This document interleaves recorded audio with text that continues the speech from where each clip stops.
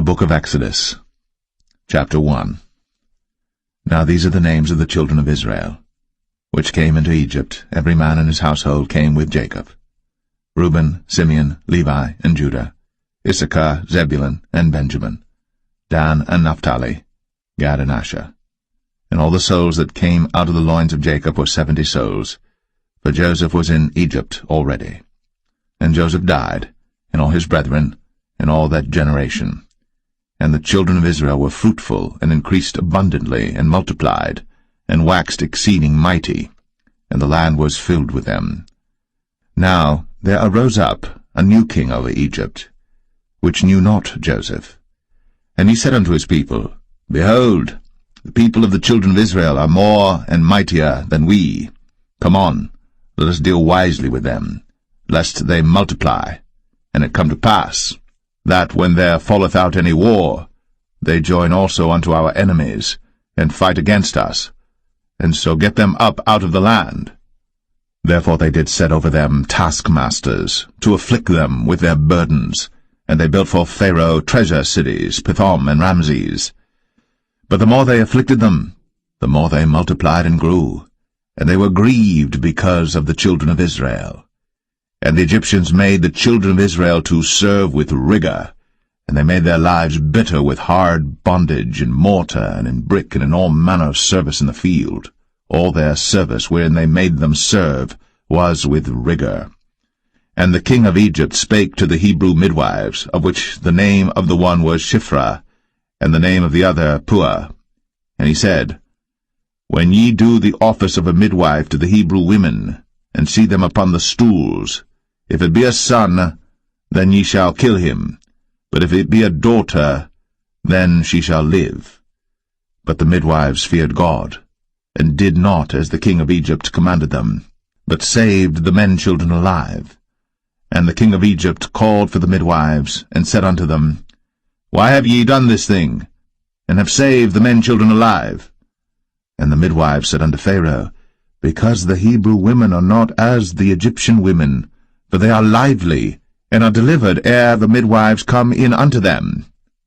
Therefore God dealt well with the midwives, and the people multiplied, and waxed very mighty. And it came to pass, because the midwives feared God, that he made them houses. And Pharaoh charged all his people, saying, Every son that is born ye shall cast into the river, and every daughter ye shall save alive.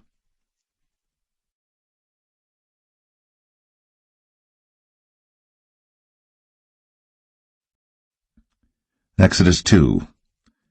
And there went a man of the house of Levi, and took to wife a daughter of Levi. And the woman conceived, and bare a son.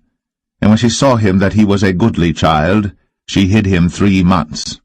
And when she could not longer hide him, she took for him an ark of bulrushes, and daubed it with slime, and with pitch, and put the child therein, and she laid it in the flags by the river's brink.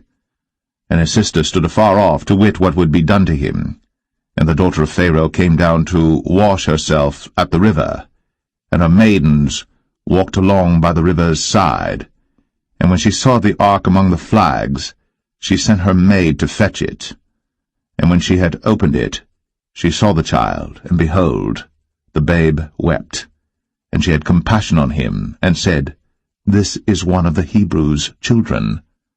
Then said his sister to Pharaoh's daughter, Shall I go and call to thee a nurse of the Hebrew women, that she may nurse the child for thee? And Pharaoh's daughter said to her, Go. And the maid went, and called the child's mother.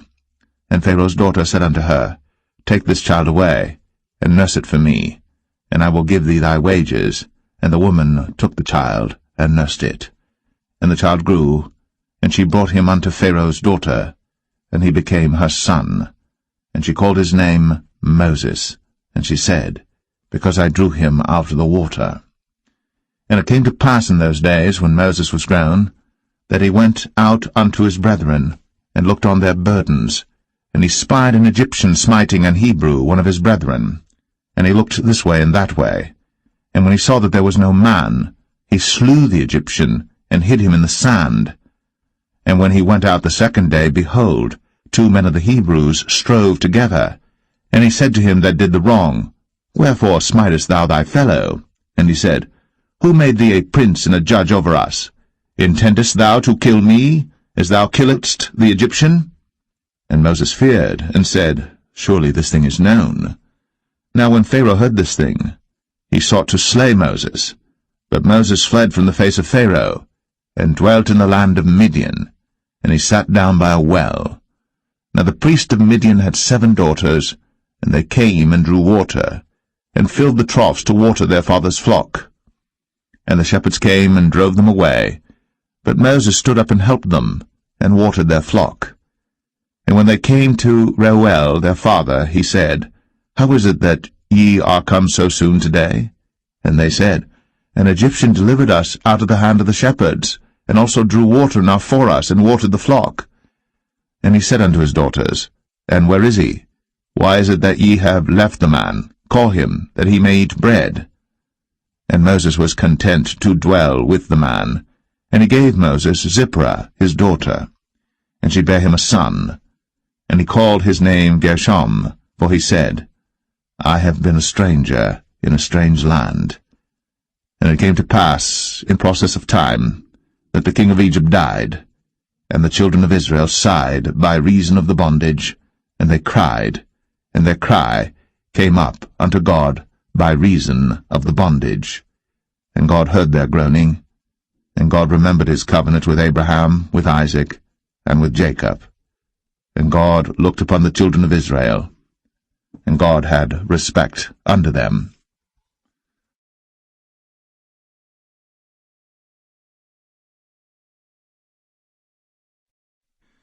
Exodus 3. Now Moses kept the flock of Jethro, his father-in-law, the priest of Midian. And he led the flock to the backside of the desert, and came to the mountain of God, even to Horeb. And the angel of the Lord appeared unto him in a flame of fire out of the midst of a bush. And he looked, and behold, the bush burned with fire, and the bush was not consumed. And Moses said, I will now turn aside and see this great sight, why the bush is not burnt. And when the Lord saw that he turned aside to see, God called unto him out of the midst of the bush, and said, Moses, Moses.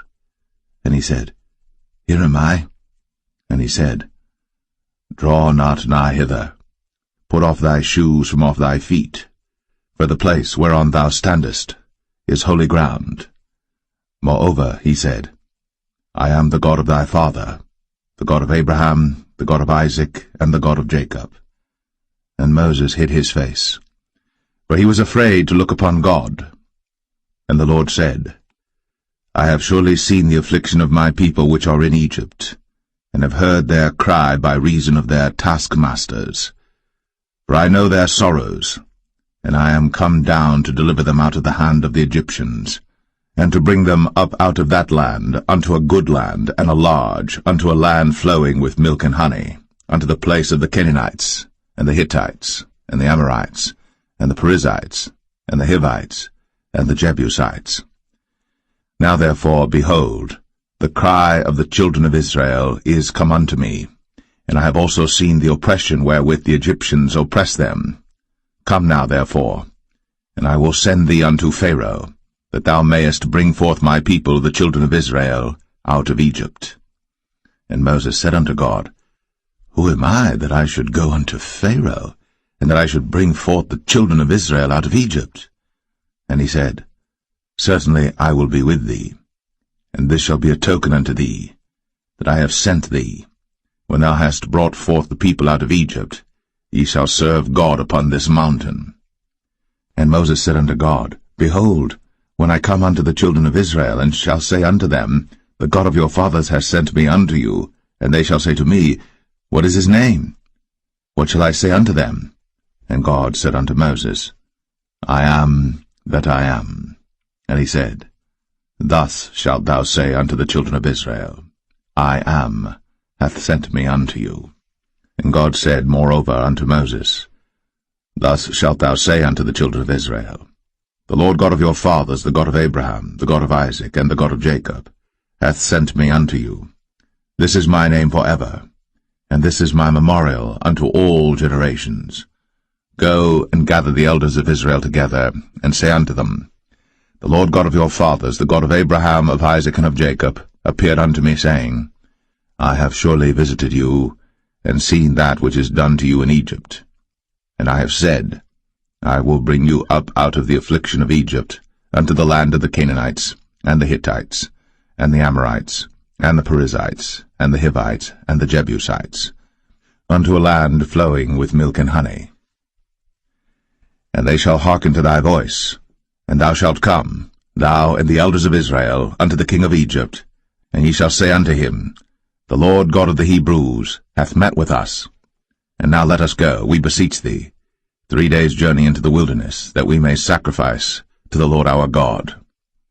And I am sure that the king of Egypt will not let you go, no, not by a mighty hand. And I will stretch out my hand, and smite Egypt with all my wonders which I will do in the midst thereof, and after that he will let you go. And I will give this people favor in the sight of the Egyptians, and it shall come to pass that, when ye go, ye shall not go empty. But every woman shall borrow of her neighbor, and of her that sojourneth in her house, jewels of silver, and jewels of gold, and raiment, and ye shall put them upon your sons, and upon your daughters, and ye shall spoil the Egyptians.